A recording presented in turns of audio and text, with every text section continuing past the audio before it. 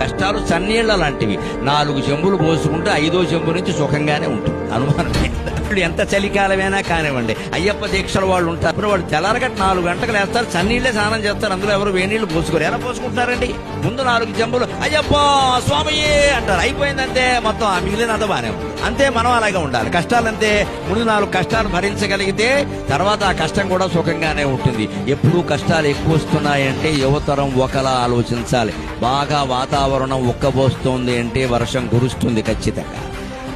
వేసిన సెగ్గడ్డ ఉక్కబోస్తుందంటే వర్షం వస్తుంది. చెగ్గడ్డ ఇక్కడ వేసిన కురుపు బాగా సలుపుతోంది అంటే సంతోషించాలి, పగిలిపోతుంది అనమాట. బాగా ఉక్కబోస్తోంది అంటే వర్షం వస్తుంది. అంతేకాదు, వేడి నీళ్ల కోసం అంటించిన కట్టెల పొయ్యి నుంచి బాగా పొగ వస్తుంది అంటే వెంటనే జ్వాల వస్తుంది ఖచ్చితంగా. అలాగే కష్టాలు నీ జీవితంలో కమ్మాయి అంటే భగవద్ అనుగ్రహం వర్షం రూపంలో కురవడానికి సిద్ధంగా ఉంది.